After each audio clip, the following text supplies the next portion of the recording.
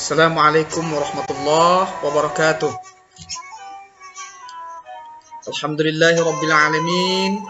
Wassalatu wassalamu ala asyrafil mursalin Sayyidina Muhammadin wa ala alihi wa sahbihi ajma'in. Anak-anakku sekalian, kembali kita bersua dalam proses belajar mengajar ya, secara virtual atau online.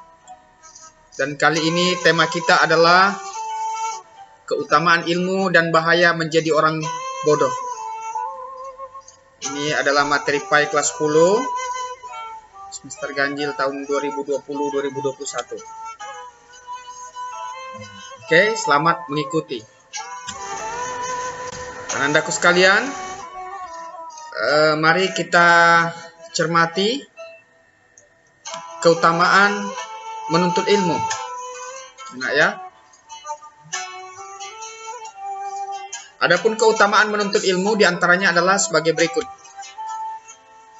Pertama, derajat atau kehormatan ya, atau kemuliaan orang yang menuntut ilmu akan diangkat oleh Allah beberapa derajat.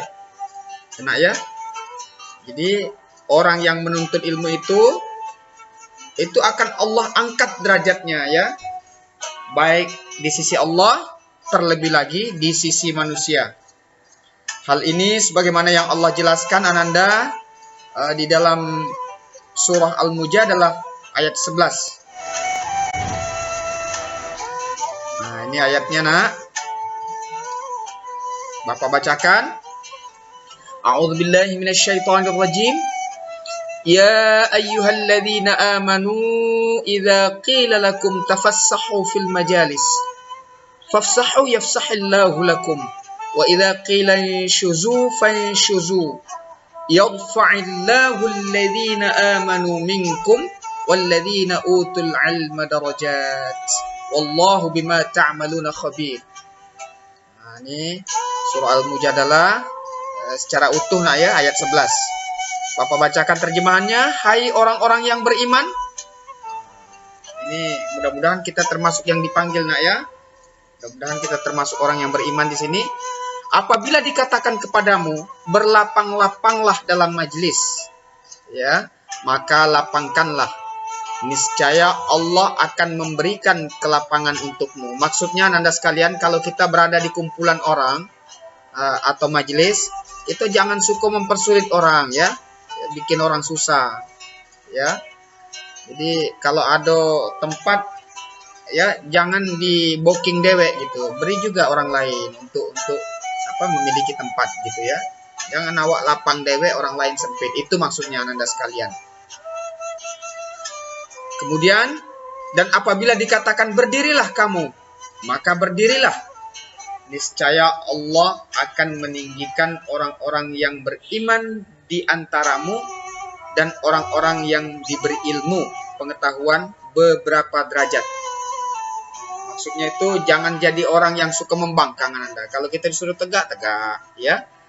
Nah, jadi mudahkan urusan orang, terutama ketika kita berada di suatu majelis, terutama majelis ilmu. Guru nyuruh tegak.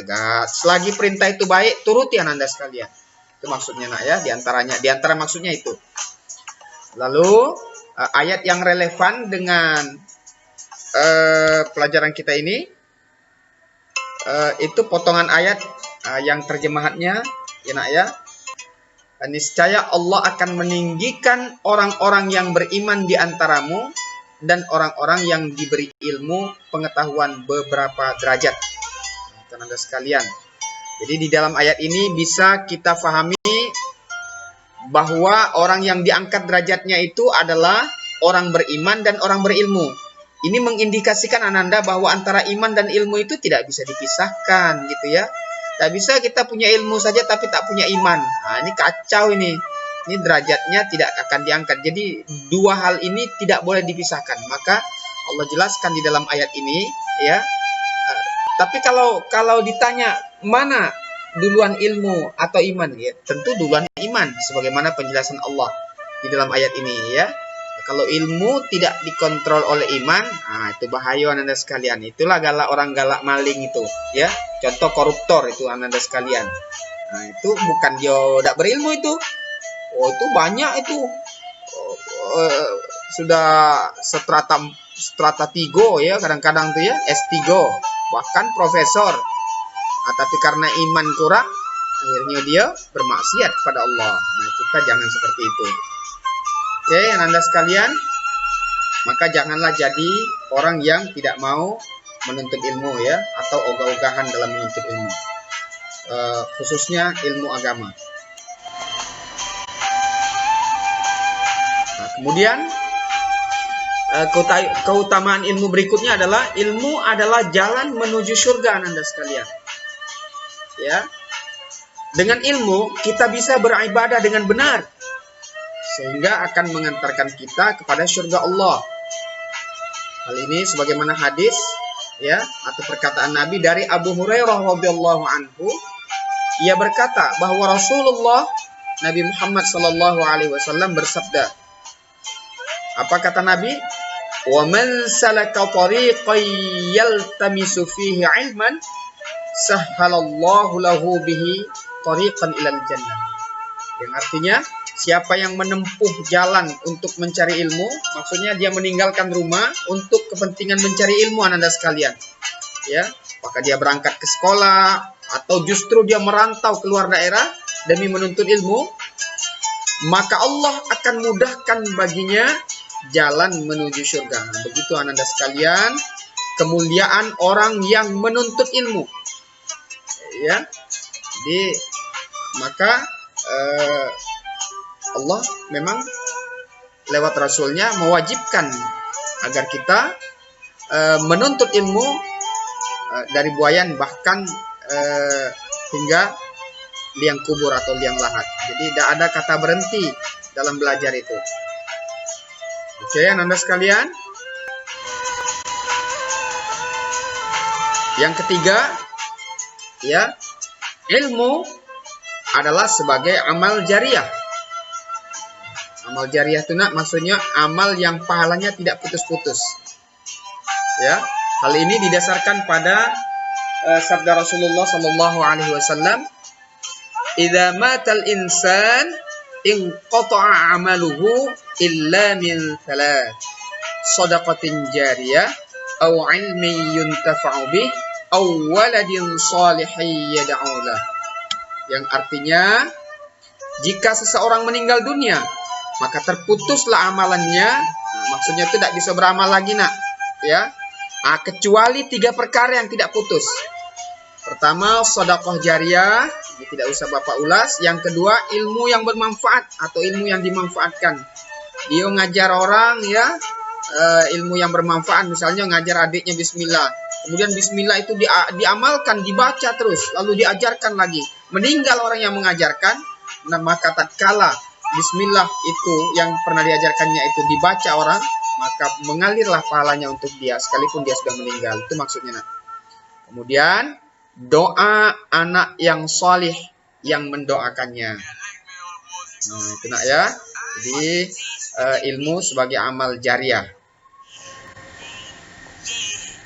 Kemudian yang keempat, orang berilmu diberi kebaikan oleh Allah di dunia dan di akhirat.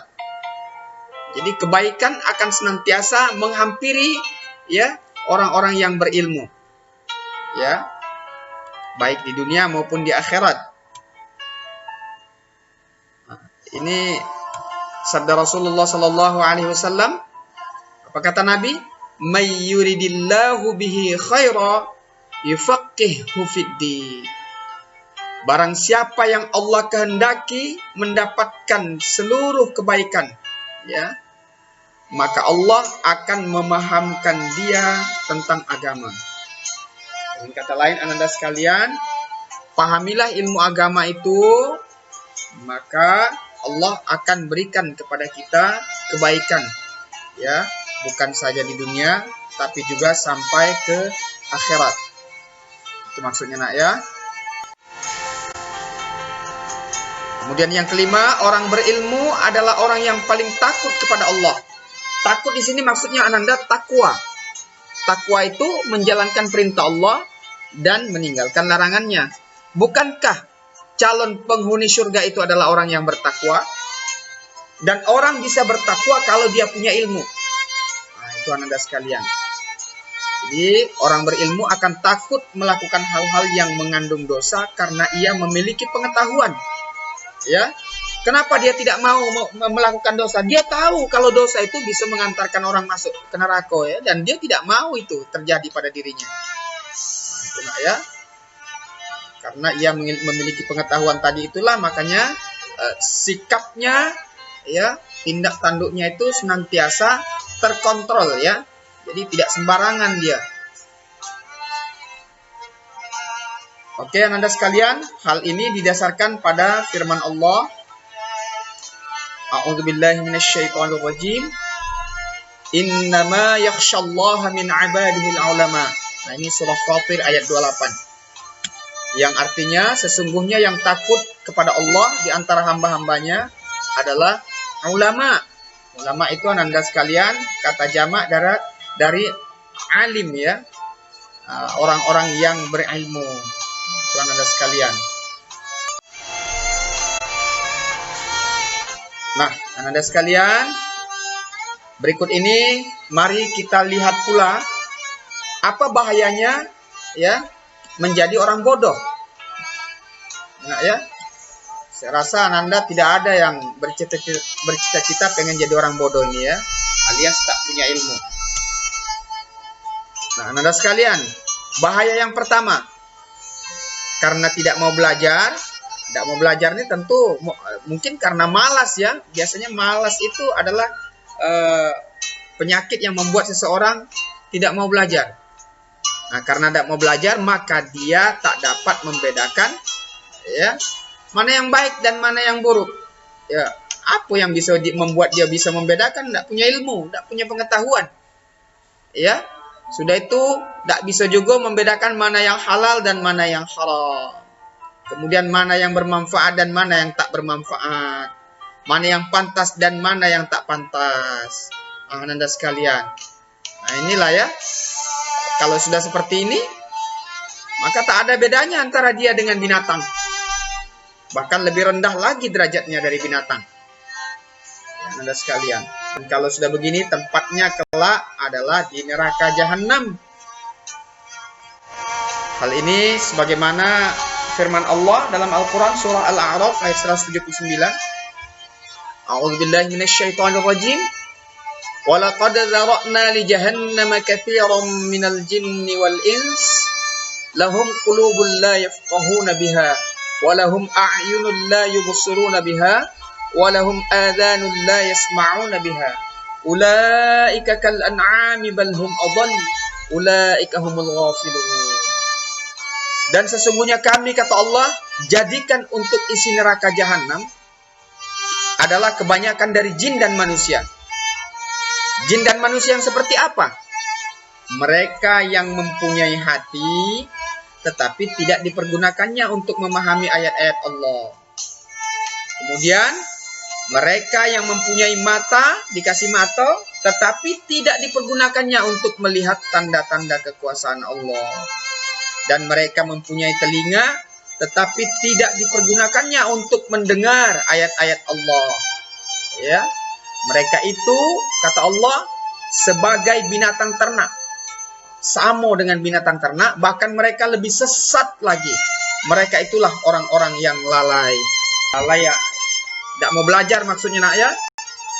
Tidak mau menggunakan karunia Allah untuk mengkaji ayat-ayatnya, ya, untuk kemudian mengamalkannya. Mudah-mudahan kita tidak termasuk ke dalam golongan manusia yang seperti ini. Amin ya rabbal alamin. Kemudian bahaya selanjutnya adalah tidak memiliki prestasi. Ananda sekalian, Ananda boleh lihat, ya, di kalangan masyarakat kita, ya, orang-orang yang tak berilmu itu seperti apa? Ada nggak prestasi yang dia punya? Tidak ada. Kenapa? Karena memang tidak ada yang bisa dia buat. Enak, ya, nauzubillah min zalik. Ini gambar latar belakang.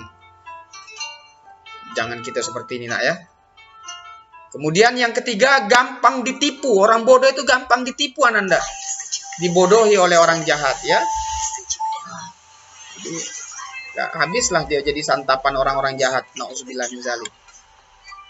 Kemudian yang keempat, mudah tersesat ya dan menyesatkan orang lain. Nauzubillah min dzalik. Anda